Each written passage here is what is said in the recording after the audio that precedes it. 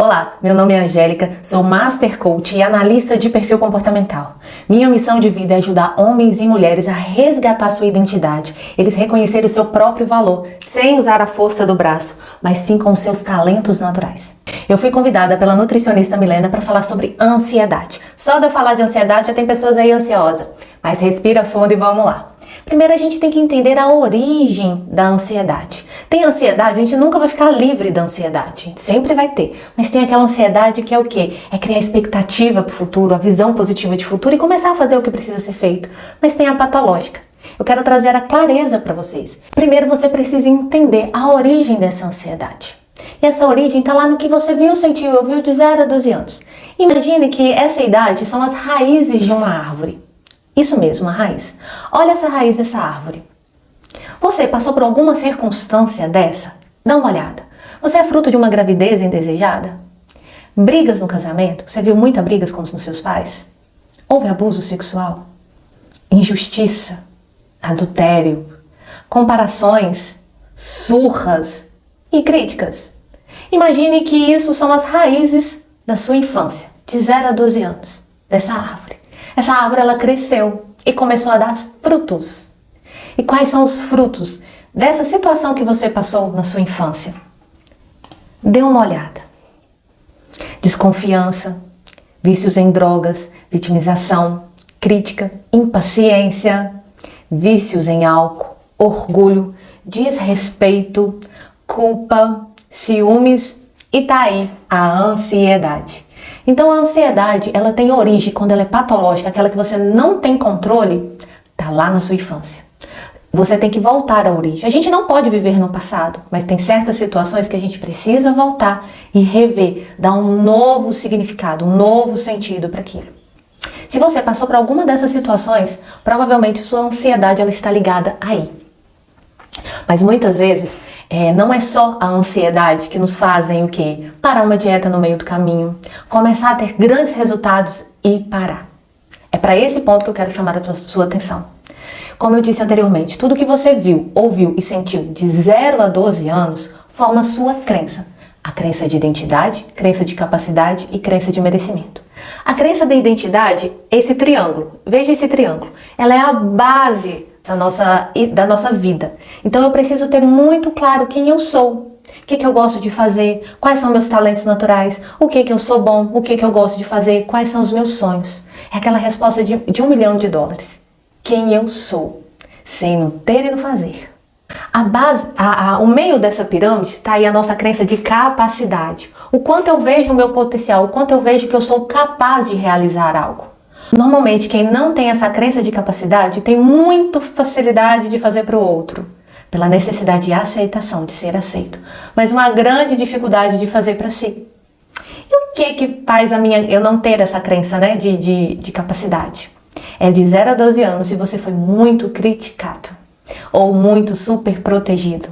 Então aquilo eu não me sinto capaz de fazer algo, porque eu fui muito criticada. Então eu não me sinto pronto o suficiente para fazer, com medo das críticas. Tá caindo ficha aí para vocês? Tá fazendo sentido? Mas dentro das dietas, das alimentações, daquilo que a Nutri me chamou, tá aí, além da base, tá aí no não merecimento. O que seria esse não merecimento? Eu não me sentir merecedora daquele corpo ideal, daquele corpo que os outros é de passar e parar o trânsito.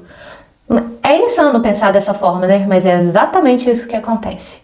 Quem nunca começou uma dieta e parou no meio do caminho? Quem teve grandes resultados e perdeu novamente? Por que isso acontece? Porque de 0 a 12 anos é formada a minha crença de merecimento. Quem sofreu abuso físico, sexual ou psicológico é atingido a crença de não merecimento. Quem foi abandonado, nesse sentido eu estou falando o sentimento que a criança deu, de 0 a 12 anos pelo sentimento de abandono. A criança de 0 a 12 anos, ela não entende a morte dos pais como morte, e sim como abandono. Aquela vez que você foi deixada lá na escola, qual o sentimento que você teve? Pode ter sido de abandono. A escassez também atinge o nosso não merecimento. E o que acontece quando eu não me sinto merecedora? Alimenta um negócio chamado autossabotagem. A autossabotagem. Aquela que eu sei que eu não posso fazer, eu pego, vou lá e faço. Aquela comida que eu sei que não tá na dieta, não tá na lista da alimentação, mas eu vou lá e como. Ah, não, só o dia de hoje. Não, só hoje eu trabalhei demais, eu mereço e tal. Ainda até aparece esse mereço, mas na verdade tá se auto-sabotando. Eu não me sinto merecedora de ter aquele corpo ideal. Eu começo a ter, e isso é tudo de forma inconsciente, tá? Eu começo a chegar naquele corpo onde que a doutora Milena pegou e elaborou um plano lá com você alimentar, e você começa a ter os resultados, perde 1, perde 2, perde 3, perde 4 quilos. Você começa a chegar lá, na sua meta estabelecida. Aí você vai lá e para, no meio do caminho. Aí começa as historinhas que a gente vai contando no meio do caminho. Essas historinhas, elas podem ser verdadeiras, brincadeiras e mentirosas. Todo aquilo que eu justifico o meu insucesso naquela área. E nada mais é do que uma autossabotagem. E a autossabotagem, ela alimenta exatamente do não merecimento e da culpa. Exatamente, a culpa também é o sentimento de culpa que você pode ter aí guardado no seu coraçãozinho. E quando eu começo a atingir os resultados, se eu não me sinto merecedora, eu vou lá e jogo tudo pro lixo. Piso o pé na jaca e deixo de fazer. E muitas vezes a gente usa a história, eu sou muito ansiosa, desconto na comida. Mas na verdade, às vezes nem é ansiedade, é a crença de não merecimento. Eu não mereço ter esse corpo.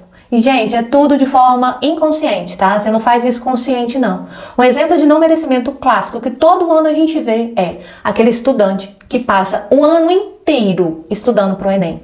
Chega no dia da prova. Ele dá dor de barriga, ele perde o horário, ele esquece de levar aquele documento que precisa levar, chega atrasado. O que é isso? Autossabotagem. Ele não se sente merecedor. Ele sabe que se ele for, ele vai tirar uma nota excelente. Mas a autossabotagem, ela vai lá e sabota de fazer a prova. Assim é dentro da nossa vida no geral. E isso você precisa o quê? É tratar. É lá na raiz do problema. Porque senão vai ser mais uma vez que você vai começar algo e não vai terminar. Vai usar a força do braço e vai se decepcionar. É entender, é resgatar essa identidade, é olhar para você, olhar para dentro. Essa criança que existe aí dentro, ferida, que foi criticada, que foi humilhada, que foi abusada, que foi abandonada e não se sente merecedor do melhor dessa terra. Então hoje eu quero trazer clareza para você, que tem jeito, tem solução. É só você olhar um pouquinho para dentro. E um exercício maravilhoso que você pode fazer para você viver hoje, né? Tirar essas preocupações, essa ansiedade e começar a trabalhar a sua ansiedade e o seu merecimento. Todos os dias, crie esse ritual na sua vida. Quando o celular despertar, você vai lá e tira, mas não pegue nele. Sinta a sua cama com os olhos fechados. Sinta a textura da sua coberta, o seu travesseiro. Em silêncio, comece a escutar o barulho que está no seu quarto, o barulho do ar-condicionado, às vezes um passarinho cantando.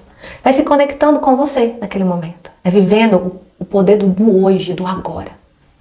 Quando você levantar, sentado na beirada da cama, com os olhos fechados, começa a fazer a respiração. Não é meditação, é respiração. Puxa o ar pelo nariz e solta pela boca. Fique ali de 1 minuto e meio, fazendo esse exercício, se conectando. E quando você vai fazendo isso, ouve a batida do seu coração, sinta a sola do pé. E comece o seu dia assim, conectada com você, no agora. Quando você for para sua alimentação, deixe o celular de lado, desliga a televisão, se conecte com esse momento.